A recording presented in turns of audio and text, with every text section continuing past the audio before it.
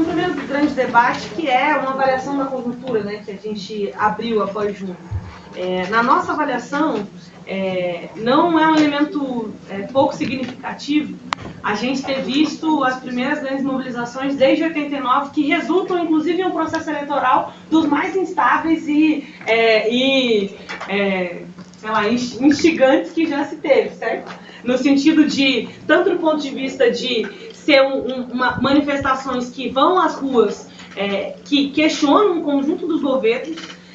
que questionam o governo do PT, que questionam o governo do PSDB, que demonstram uma necessidade, uma ânsia de mudança, e que também colocam o país na rota de mobilizações internacionais, que colocam o país na mesma rota de mobilizações que estava acontecendo no mundo árabe, que estava acontecendo na Europa, e que demonstra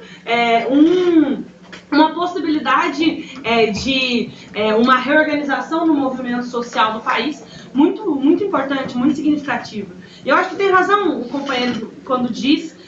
que é uma necessidade que a esquerda consiga aproveitar esse momento para se reorganizar, para se inserir no movimento de massas cada vez mais. Não por acaso, com muito orgulho que, por exemplo, para o PSTU, a gente consegue, fruto do nosso trabalho, da nossa aposta estratégica, justamente nesse elemento da luta dos trabalhadores, ter hoje uma inserção no movimento social que nos permite estar na direção da CSP com Lutas, que hoje é uma das centrais sindicais que tem maior dinâmica de organização do movimento que se desprende do PT, como, por exemplo, agora o caso aqui de São Paulo, da FERAESP, que é uma Federação de Trabalhadores Rurais do Campo, que acabou de declarar filiação à CSP com Lutas, que são mais de 500 sindicatos rurais que estão fazendo essa experiência com o governo do PT, com um governo que saiu dizendo que os agronegócios, os dirigentes do agronegócio eram os verdadeiros heróis do país e tudo mais, e que começam a se organizar, e que isso também tem que ter a sua expressão agora do ponto de vista político. Agora, também acho que é um erro quando o Bruno coloca que essa expressão política ela vai se dar por uma unidade artificial da esquerda. Porque aí também é um erro que não tem condição da gente pular uma etapa de debate político e nem tampouco optar pelo abstencionismo puro e simples. Por nos colocar como representantes do voto nulo e nos apartar do conjunto da massa que hoje está discutindo as suas alternativas de política e de proposta de sociedade com a burguesia, com as grandes candidaturas. Por isso que é tão importante a proposta não de questionar o que é o governo, não de questionar o que é o parlamento, mas de apresentar um projeto alternativo de sociedade. É isso que o PSTU faz nos seus 20 segundos de televisão, dia sim, dia não, e que nesse momento tem uma particularidade muito especial. Toda essa nova situação política que se desemboca internacionalmente e também no país de instabilidade, coloca também a possibilidade aqui no estado de São Paulo do PSTU ter pela primeira vez um candidato a deputado federal eleito, que é o Toninho, que é o dirigente do Pinheirinho, advogado do Pinheirinho, das famílias do Pinheirinho, que foi do movimento sindical metalúrgico lá de São José dos Campos durante 2 mandatos, e que agora, se a frente de esquerda conseguir eleger dois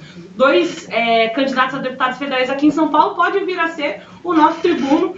lá, e mais, pode conseguir ser a síntese do que é toda essa história de luta do movimento sindical, de luta do movimento operário, de luta do movimento popular, na expressão do que foi o Pinheirinho, e também de luta do que a juventude vem colocando, e seria uma expressão muito importante. Acho que é uma oportunidade que a gente está lutando para conquistar com todas as nossas forças, com tudo que significa toda a discrepância do que é a discussão dessa eleição, desse jogo eleitoral e tudo mais. E aí, desse ponto de vista, tem um grande outro tema que eu também não poderia deixar de tocar, que é justamente essa discussão sobre a questão da frente esquerda, teve, não teve, só para limpar o terreno, que eu acho que tem algumas pessoas aqui que não são exatamente, que podem se interessar por essa discussão. Em primeiro elemento, quando a gente começou a discutir a frente de esquerda, com os companheiros do PCB, nós não discutimos porque tiveram uma opção que nós respeitamos de sair com a sua opinião política, e nós achamos que é justo, afinal tem um partido, tem uma opinião, tem um programa, acho que é justo que queiram apresentá-lo. Com os companheiros do PSOL, nós começamos a debater com o Randolph, que nem sequer o próprio PSOL tinha acordo com o programa que o Randolph estava disposto a apresentar nessas eleições. Então, para nós, obviamente, também não teve acordo. Quando teve uma mudança dentro do PSOL que possibilitou que a Luciana Genro fosse a candidata, nós já tínhamos uma política discutida, definida, um programa, uma candidatura na rua. Nós não tínhamos nenhuma condição de, naquele momento, revisar toda a nossa política que já tinha sido preparada para colocar uma frente de esquerda, que era a nossa proposta inicial lá, quando a gente começou a discutir isso com o Randolph. E aí, só para concluir, deixar isso no ar. Isso é muito importante porque é uma pena que a gente não consiga, a gente tentou lá atrás, com o Randolph, chegar a um programa que pudesse ser possível a gente ter uma frente de esquerda. Agora tem um outro elemento que também é muito necessário, que é a discussão acerca do tema da independência política e financeira, que eu acho que é um tema que a gente discute muito com os companheiros e é muito duro, porque nós não podemos repetir a experiência histórica do que foi o PT. O PT não começou recebendo,